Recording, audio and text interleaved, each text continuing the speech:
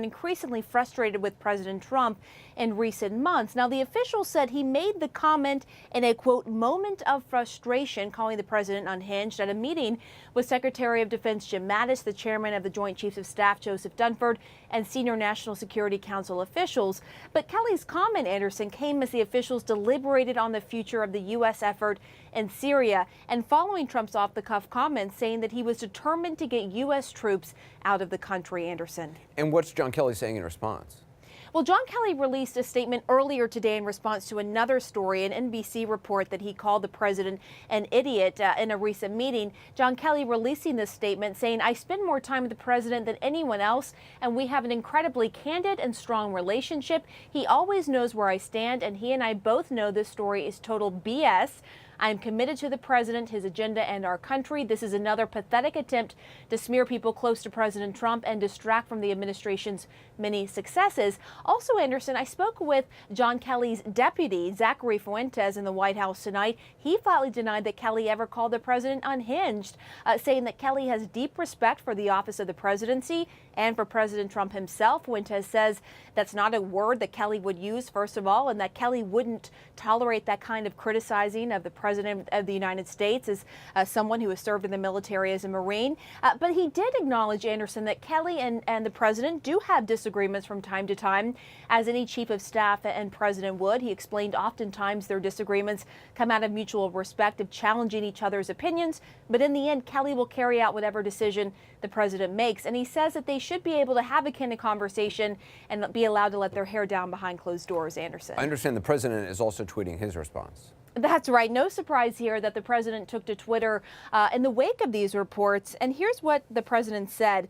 "The fake news is going crazy, making up false stories and using only unnamed sources who don't exist, in parentheses. They are totally unhinged, and the great success of this administration is making them do and say things that even they can't believe they are saying. Truly bad people." This is a consistent theme, as you know, Anderson, with the president calling the media fake news, saying that the sources don't exist, which is simply not true. But of course, you know, this is his chief of staff, and so it's no surprising that he would want to weigh in, especially when the news broke, that NBC report broke, when the president and John Kelly were in the Oval Office together. And at that point, John Kelly denied that he ever said anything like that about the president. This is just another instance, though, of tension between Kelly and President Trump. What's the bigger picture here in terms of their relationship? Well, big picture here in talking to several White House officials, Anderson, is that there has been some deterioration of their relationship and Kelly's standing in the West Wing. It's been publicly evident at times with what Kelly has said and done. As you'll remember, his remark on Fox News that Trump's views have evolved on immigration. You know, there was the off-the-record meetings, the fact that he was in the hot water over the Porter situation and then held those off-the-record meetings with reporters. Some of that actually leaked out.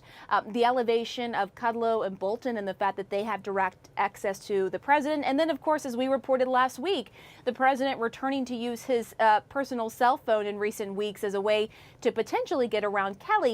But I will say there are others, and I spoke to Kelly's deputy about this as well, who sort of pushed back at that notion, saying that, look, these are two men who have a great relationship. They have mutual respect for each other. Yes, they disagree, but that doesn't mean that, you know, that the president wants Kelly out or that Kelly wants to leave. So it sort of depends on who you talk to in terms of understanding the dynamic between the two men and Kelly standing in the West Wing, Anderson. All right, Pamela Brown, thanks very much. Stay with us. Yep. I want to bring in our chief political analyst, Gloria Borger, and retired Lieutenant General Mark Hertling, who served with Kelly in Iraq. Gloria, I know you've been talking to sources as well. What's the latest you're hearing? Yeah, I want to echo a little bit about what Pamela said, because the sources I talked to who are friends of the president say that he's been unhappy and complaining about Kelly privately for a number of reasons. One of them was that he was unhappy when he told members of Congress that the president, wasn't fully informed on this question of immigration. Also, he kind of rankled at the way that he felt that Kelly had botched the Rob Porter security clearance issue, and that he really didn't like the way that Kelly had isolated him from his friends. You know, he used to call his friends all the time. I'm told that now sometimes he retreats actually to the Situation Room to call his friends so he can have some privacy, even though, as Pamela reports, that he did get his cell phone back, but he had to retreat there to get some access to the people he's used to talking to every day. Wait a minute. Sorry, I just want to make sure I heard you right. Yes. You're saying the President of the United States goes into the Situation Room to get away from the Chief of Staff and call his friends? I am told by one friend of the president's that on more than one occasion he has been called by the president from the Situation Room. Yep. Wow. General Herdling, I mean, you know General Kelly. Does any of this ring true to you, that he might be critical of the president in private, that he might be frustrated, even going so far as calling the president unhinged or an idiot?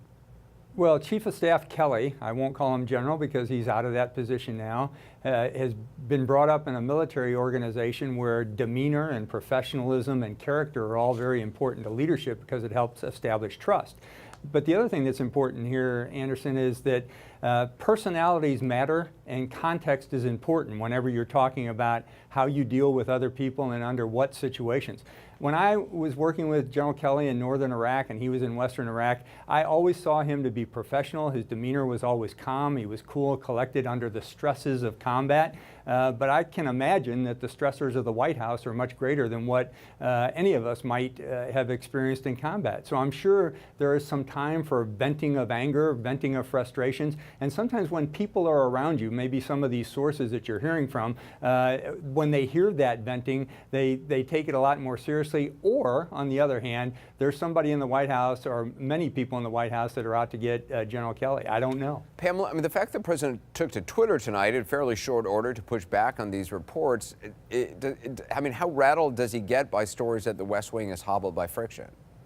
He does not like it, to say the least. In fact, officials I speak with say that oftentimes the president will be more focused on the negative publicity more than what the report is actually about. In other words, he doesn't like it when there are negative stories surrounding people close to him. He views it as a distraction, taken away from him and what he is working on.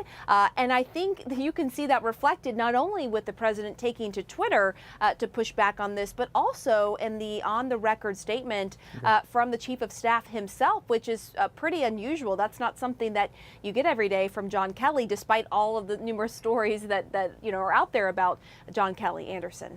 Gloria, I mean, how much has Kelly's influence waned? You know, we've heard all those stories about the president kind of feeling more, capable to do stuff on his own, and the whole issue with the phone. I mean, if Kelly were to ever leave by choice or otherwise, is there any indication right now the president believes he even needs another chief of staff?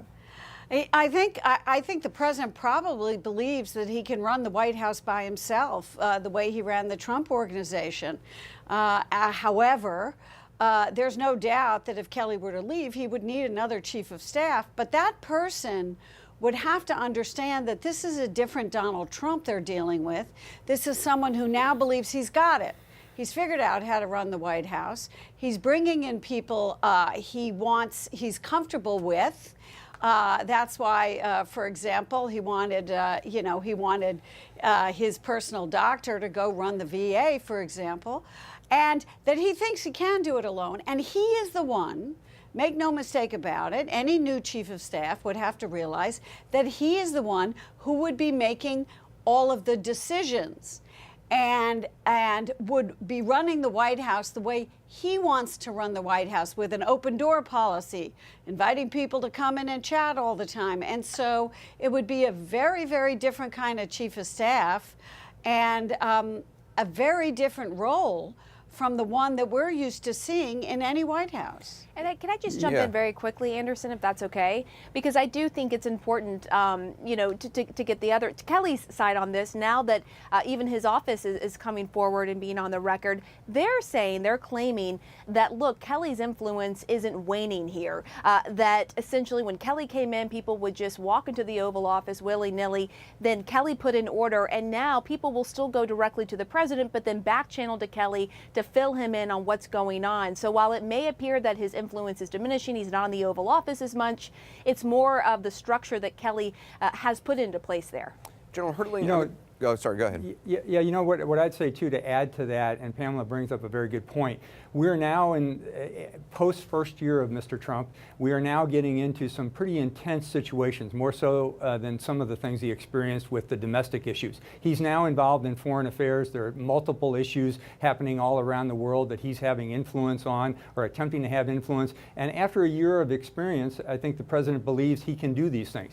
You know, Chief of Staff Kelly spent 40 years with intergovernmental affairs, multinational affairs, knowing the inner workings of government. I'm sure that he is extremely frustrated to see someone who perhaps doesn't have the experience doing some things based on gut feel that Chief Kelly knows are probably going to go south very quickly unless he intercedes in some of these things. So I'm sure that's contributing a lot to the frustrations as well. I think the problem generally is the unpredictability of the president.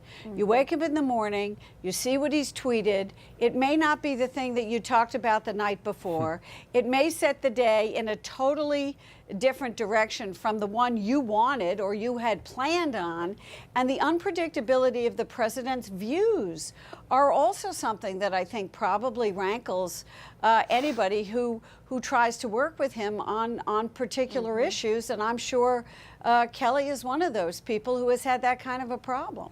And as the Chief of Staff, too, I would suggest John Kelly's main purpose in life is to control and establish process and make things go smoothly. He's working for a guy where he has no control. The processes are all askew and things never go smoothly. As Gloria just said, you wake up and it's always a new set of dynamics on a daily basis. That's got to drive a